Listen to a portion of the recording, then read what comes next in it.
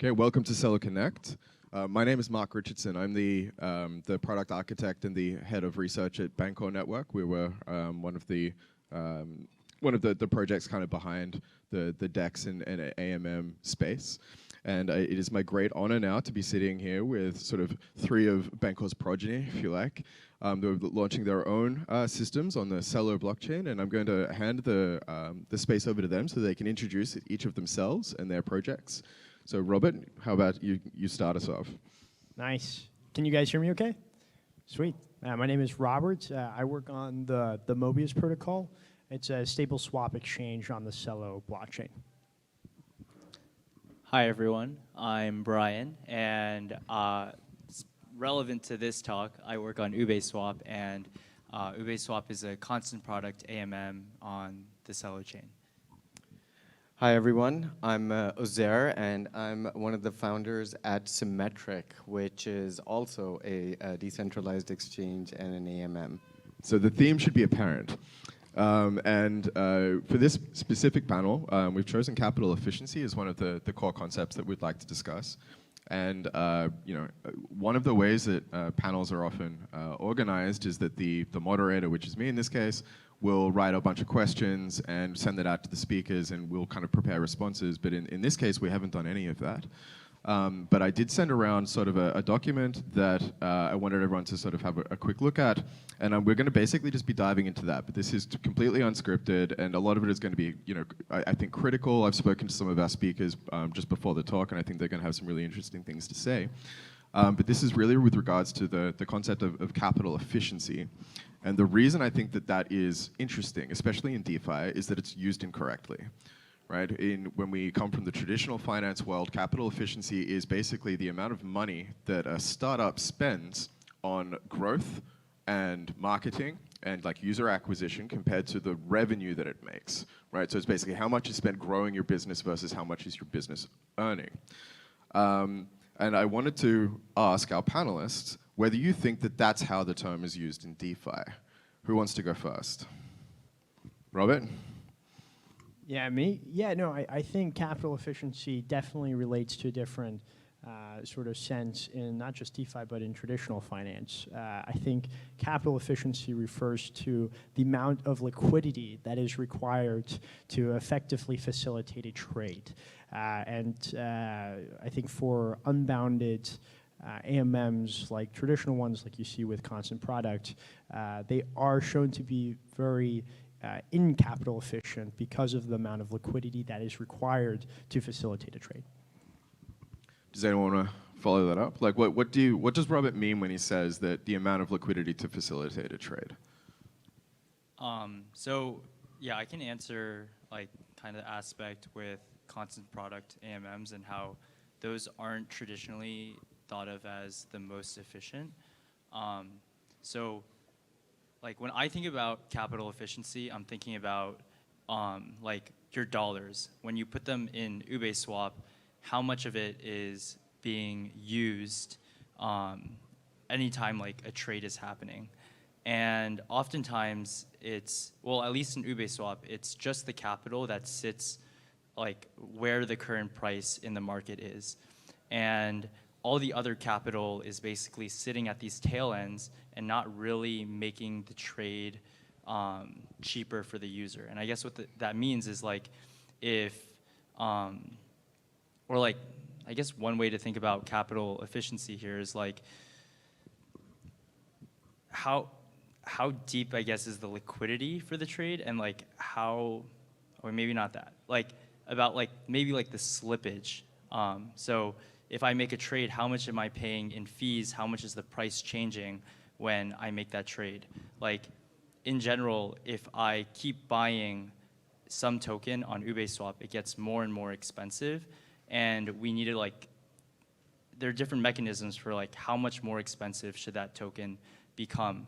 And like Mobius and Ubeswap kind of sit on like different spectrums of this, where if you keep buying a token on Mobius, it doesn't get more expensive that fast. And that's good for like stable tokens, like dollar to dollar. Like if I buy a dollar with a dollar, I shouldn't expect that next dollar to be that much more expensive. but you can't really do the same thing with something like Celo USD, because if the price of Celo basically stays the same every single time I buy it, eventually like other markets are gonna price it really expensive, and then you're gonna be able to keep buying it for cheap until there's suddenly no more Celo on Ubeswap. So for Ubeswap, we price it so that way things get more and more expensive, but at the same time there's this trade-off that like you're gonna pay more and more and more. And I guess like we're all in this problem space of trying to figure out like how much more should you pay for that next trade. But yeah, this is like my long way of going about thinking about capital efficiency. So I think what Brian is referring to is the sense that that AMMs were introduced with a constant function pricing curve. All right, and so as users buy one asset and trade it for the other, it causes one of those assets to appreciate in value versus the other. And so it is, I think the argument, if you deconstruct it, is that price discovery is a bug, not a feature, right? That markets should be able to trade with very large amounts of these things. And maybe that's, I'm not saying that this is an incorrect statement, right? This is an opinion. And capital efficiency this is one of the arguments that is being made. Brian is not alone. I would say that the industry leader in AMMs, which is Uniswap, and particularly its version 3, it also believes that price discovery is inefficient and that all prices should remain more or less the same. But how do you feel about it? I think both Robert and Brian hit some very strong points.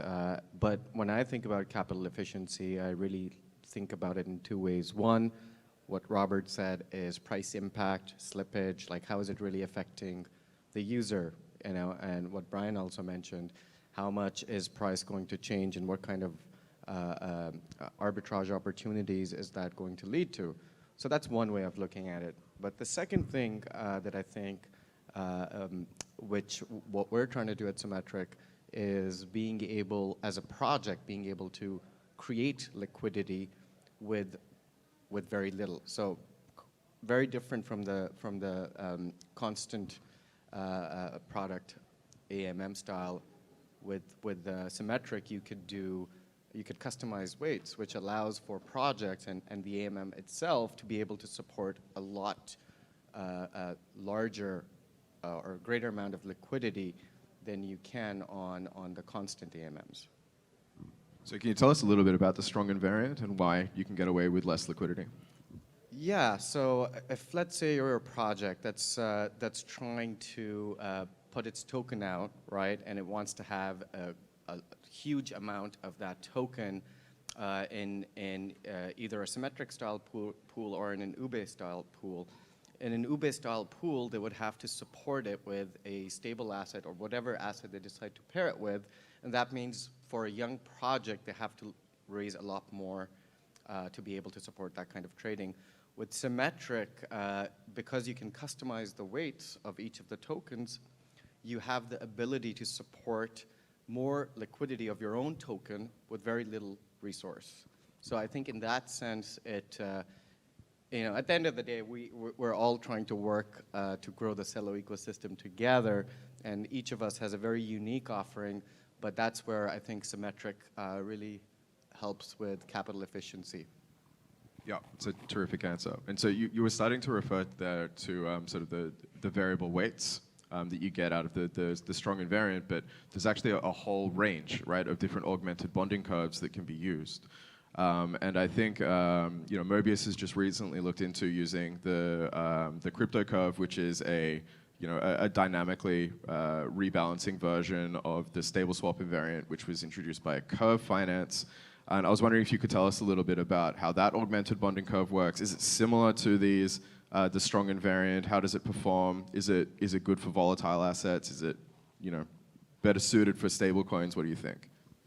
Yeah, so the crypto curve invariant that you're sort of referring to was the next iteration of the stable swap invariant that Michael Ergoff at Curve Finance came up with.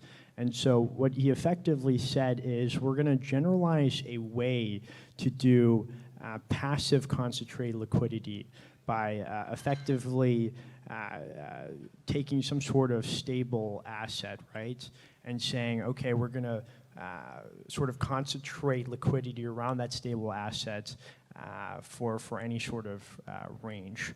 And what's kind of interesting about it is, unlike sort of the stable swap invariant, which sort of makes the assumption that two assets, so your two assets for those two reserves are effectively the same price, the crypto curve invariant is a little bit more flexible. So it effectively says, okay, you have fluctuations in the price of some stable asset or some reserve, and because of that fluctuation, we have this invariant that adjusts based on some amplification, and now you can have these more efficient swaps between the two reserve pools.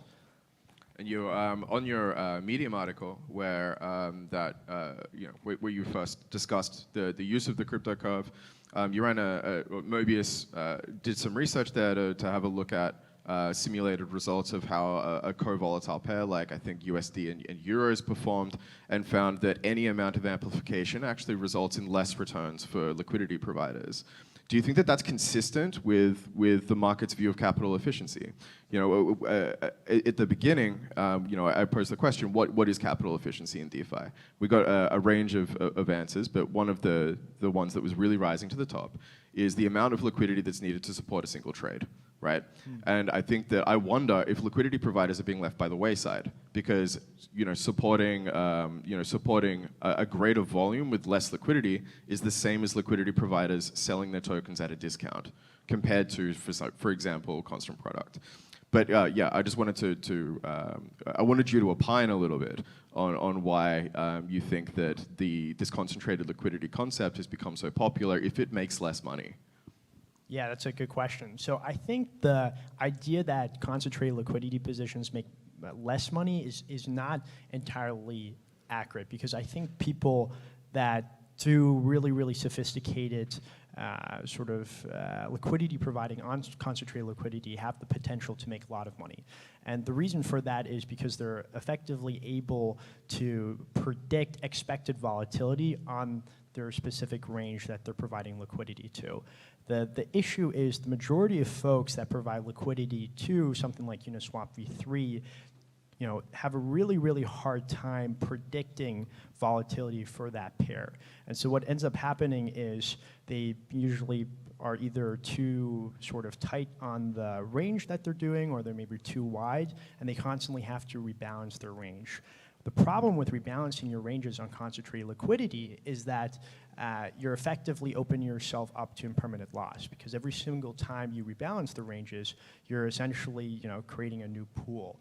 And so that's really the problem with concentrated liquidity, as you pointed out, Mark, is there's this significant risk to impermanent loss, and there hasn't been a really good way to hedge impermanent loss.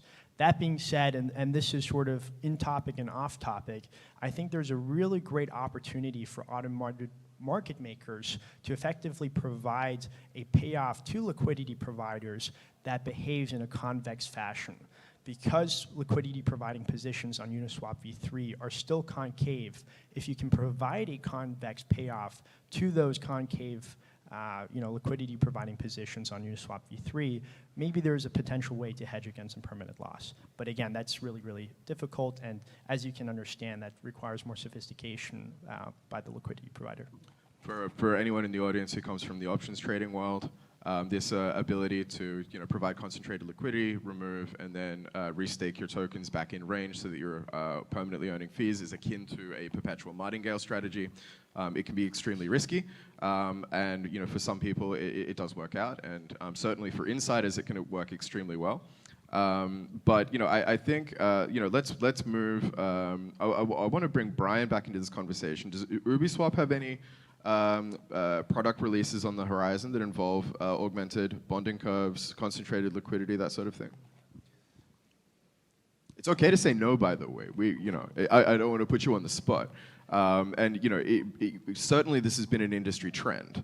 It's something that's becoming super popular, and I feel like doing it or not doing it, either way, you're making a statement about your protocol and how you see concentrated liquidity in the space. So if you are doing it, why? And if you decided not to do it, why aren't you doing it? Yes, that's a great question. And I guess like we don't currently have plans to build concentrated liquidity, but we are approaching the problem a bit differently as well.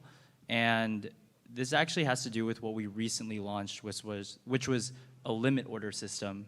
And with limit orders, I think that's actually a pretty interesting product area as well, because like actually it's pretty insanely efficient to trade with limit orders, because you don't, in DeFi, what's really cool is, or not even in DeFi, in like with smart contracts, you don't actually need capital to create a limit order, because what a limit order is just an intention to buy something.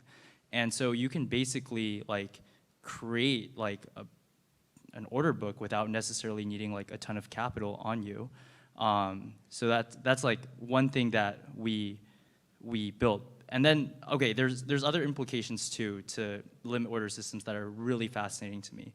Another is that liquidity fragmentation. So there's so much liquidity on all these different platforms today because the yield is like just exists on all these platforms. So there's like some like equilibrium shelling point where like people just throw their liquidity around in all these places.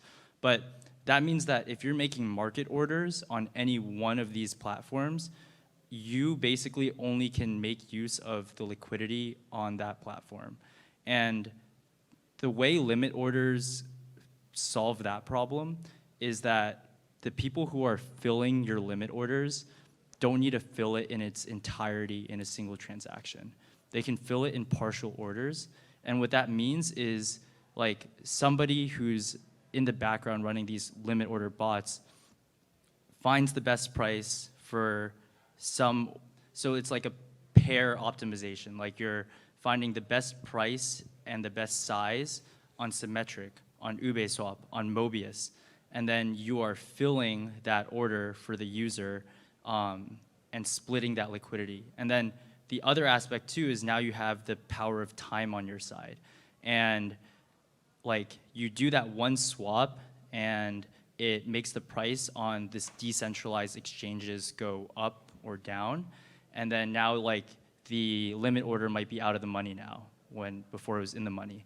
And then you have the arbitrageurs who have access to liquidity on centralized exchanges that are now like bringing liquidity back into the decentralized exchanges for arbitrage. And then now these limit order guys can fill more of these orders. So like we've kind of just taken a different approach here and just like we think that limit orders are something that don't exist and can greatly facilitate in like massive trades.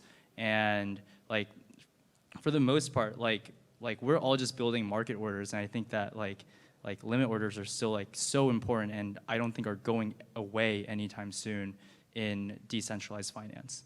Yeah, I agree with you. So I think, and it really speaks to the point that you made earlier, which is that capital efficiency is, in your view, the amount of liquidity that is required to process a single trade. And in that sense, a limit order is the most efficient, right? It requires exactly the amount of capital that is required for that trade, and there's never any excess or bleed over. I want to talk. So the Symmetric protocol has also announced that it's going to be releasing featured pools, right? And I read on its marketing materials that concentrated liquidity is mentioned there a handful of times. I was wondering if you could talk to me a little bit about what that implementation looks like. Is this going to be Uniswap v3 like? Is it going to be Curve like? What manner of concentrated liquidity are you speaking about? Yeah, so with Symmetric version 2, we're going to have something called a vault manager, which essentially takes all the different pools and treats it as one big pool. So going back to liquidity fragmentation and being able to efficiently process orders, the vault manager really helps with that and allows us to sort of, create more capital efficient trades. So when you say capital efficient trades, you mean the price impact that the trader experiences as they're trading against the vault, right? That's correct, yes. What about capital efficiency for the liquidity provider, right? Their returns over the amount provided. Like how do you think concentrated liquidity benefits the people on the other end of that shared marketplace? That's a good question. I think, well, with the vault, you're also going to have something called boosted pools, which allow Symmetric to then work with lending protocols and other protocols that are offering yield, and therefore creating a greater opportunity for a trader to then earn yield not just from Symmetric and not just from the swap fees and the mining rewards, but also from these lending protocols that are offering yield. So it's kind of like rewards on rewards.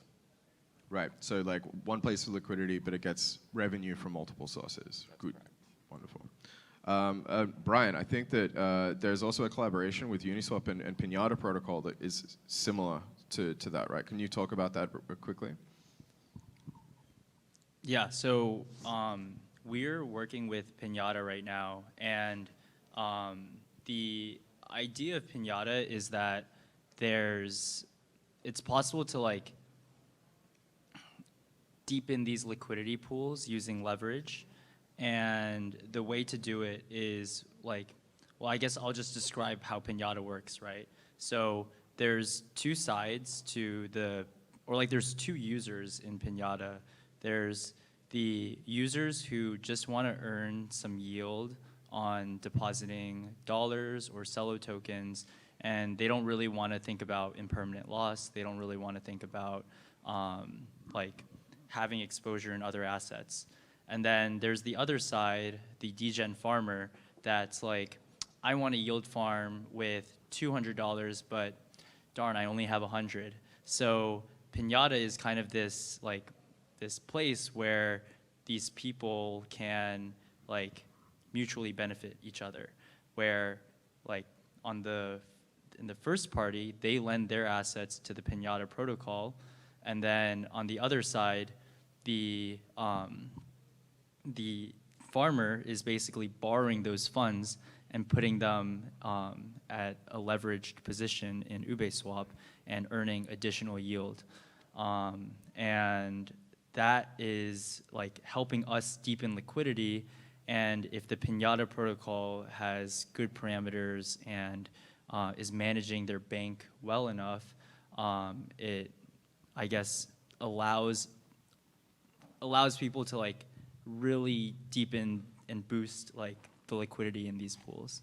So when you're referring to the increasing their yield there, right, we're referring to essentially the inflationary reward systems that the DeFi have invented. Okay, great. Well, not just the inflationary rewards, but also like you would take more swap fees because you would earn, of course, more of the. Yeah. You've got a greater command of the capital that's provided, and so your pro rata share of the fees that's being earned on your position is higher. Got it. So I think that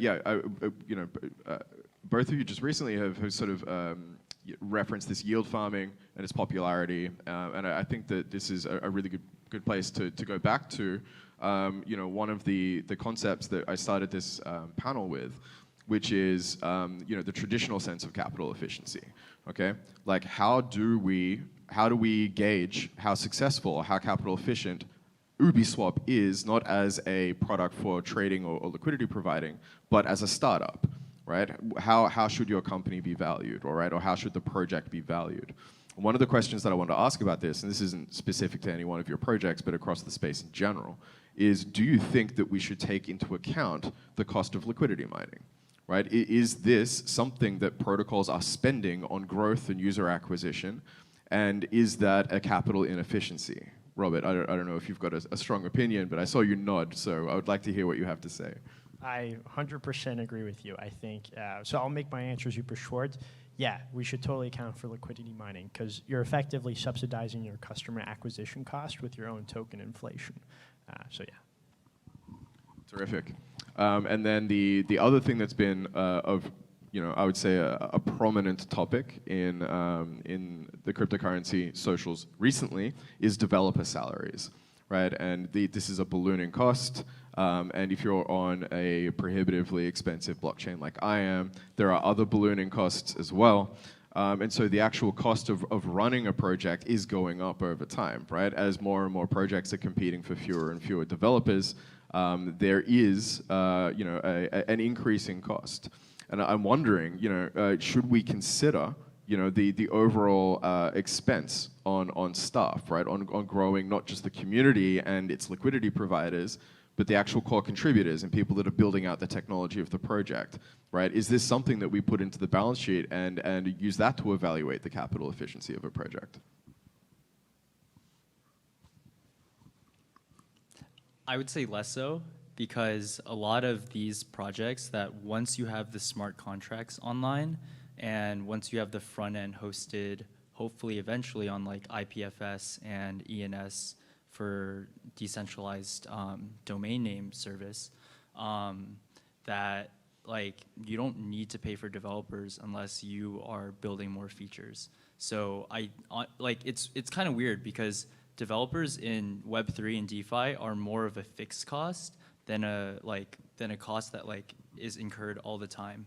But like we don't get rid of developers because like if you get rid of your developers, then you know that your community is going to be like, oh, what are you guys building? Like, what's going on? So that's how I see it. What about the cost of using the chain, right? If you're a project that could just as equally deploy on, if you're on Ethereum, it could just as equally deploy on Celo, right? And Celo is infinitely more, inexpensive to use. Is that a capital inefficiency, right? The expense of the chain that you're on. Yeah, I mean, it depends on the network, like you said, right? If you're on a network like Celo, then it's highly efficient in that sense. But going back to what you were saying about developers, I think